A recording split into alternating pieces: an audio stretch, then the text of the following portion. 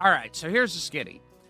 Megalodons are actually really dang good. Okay, while I consider them not really the best one, but they are really, I mean, they're really good when it comes around to being a really good mount. So just how viable are they for a primary underwater mount? Let's talk about it for a minute, because Megalodons, these guys right here, they are really formidable, and especially when you team them up with multiple of them, then they become even more and more dangerous. All right, you'll notice that, I've got one right here, and I've got two more right over there. Here, let me pop on here, and then we can actually see. This one right here's got +1, that one over there's got +2, which means these guys, they're going to have a pack buff. Now, they deal bleed-based damage, which is wicked, wicked cool, which means, like a Thylacoleo, they will take down things much larger than them really dang fast, especially when you got multiples of them chomping away at the bit.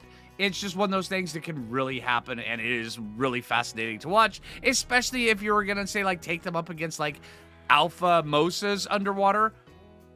Yeah, you could easily take down alpha mosas with a pack of megalodons. So, don't discount them. And even by themselves, they're actually pretty good.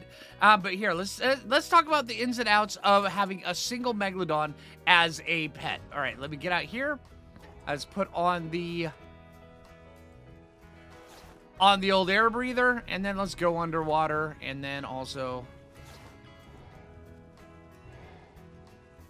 There we go. Now we can actually kind of see it. And you'll notice, oh, hey, perfect.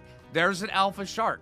What level are you? All right, see how we are even bleeding alphas with this guy? This means that it doesn't matter how much damage or how much health this guy has. It's going to take, a minute to take this guy down.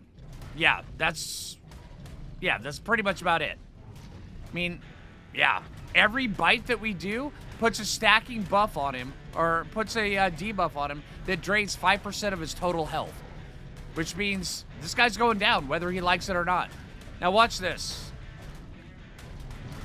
All of these guys beating on this guy and everything, my health is barely moving.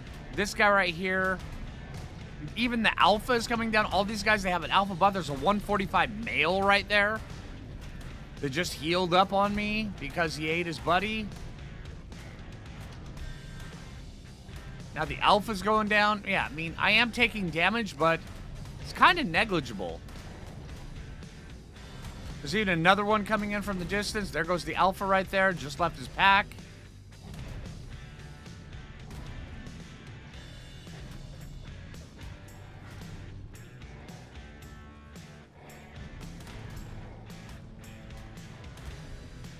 And also, their conal AoE is really impressive. Here, let me put on the water brakes here.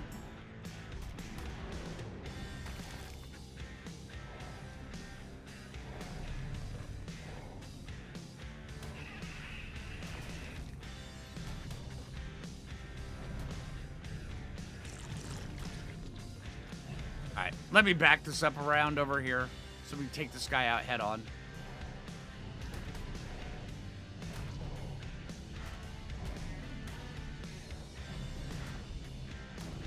All right, there we go. Okay, so now that we've got all this, okay, yeah, this guy, he does have an 89 armor saddle, which is pretty easy enough to find out when it comes around to just about anything. Megalodon saddles kind of drop like, kind of like candy. We got another couple coming in. All right, but yeah, when you are getting these guys, if you're going to have a pack, then you generally kind of tend to want to have a good breeding pair. If you're going to put them in a pack, I would recommend you breed them. And they are completely breedable, which is awesome. Oh, hey, look at you. All right, and yeah, once you have them bred, then they are, even more formidable. They're really dang good. They go really fast underwater. You're able to do quite a few different things. And this guy's going to go down here in just a couple seconds.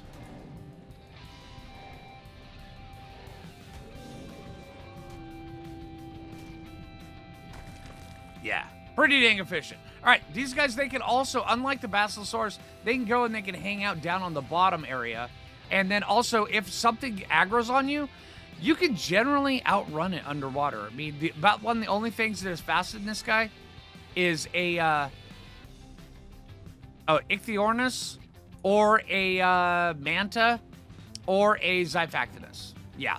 Although one of the downsides with a Megalodon as a mount is doesn't matter how fast you go, doesn't matter how resilient you are, doesn't matter how tanky you are, you're still going to get kicked off by jellyfish. That sucks. So if you're on one of these guys, pay very close attention to where the jellyfish are, or send your pack in to eat the jellyfish for you. Because jellyfish will make you have a very, very bad day. Really, dude? I mean, I swear, I can't even finish a sentence without a Megalodon coming and eating me. And now you're dead. Congratulations. Didn't turn out the way you wanted it, did it? All right. So, yeah, let's talk about the rest of these guys. Also, the Electrophorus will kind of have their way with you. So, yeah.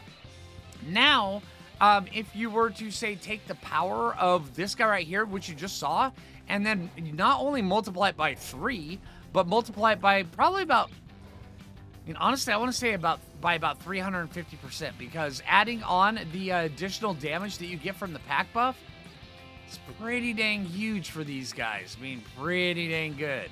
So, yeah, I mean, these guys could be really good. Also, if you can take a pack of these guys and you can actually go through some of the harder caves. Matter of fact, the 2 underwater caves, when it comes around to the island, I mean, it doesn't matter how seasoned of a player you are. Going into those, you're going to get intimidated.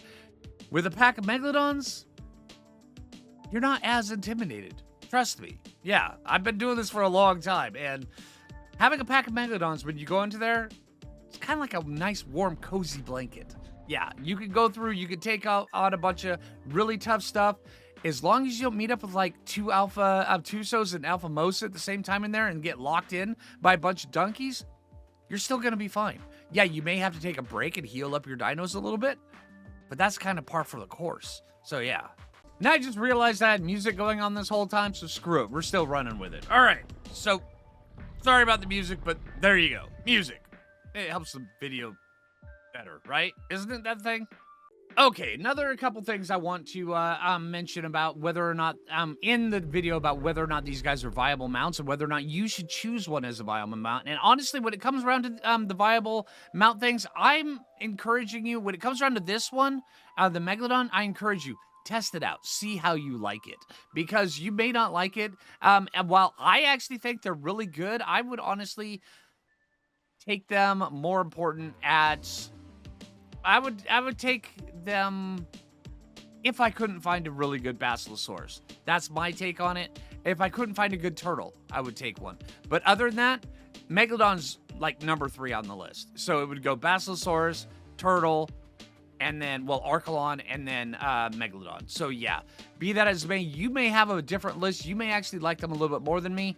But these guys, they are efficient, they are effective, and they are fast. And those are 3 of the most important things when it comes to underwater mounts. So yeah, whether or not you should choose one, well, honestly, this right here, I would say, try it out and see if you like it. Out of 10. There you go. All right, so hey, I hope this video helps you out. If you haven't already, make sure you hit that like button. I really appreciate it. If you're new around here, subscribe. And until next time, this is Phlinger. Take it easy, everybody.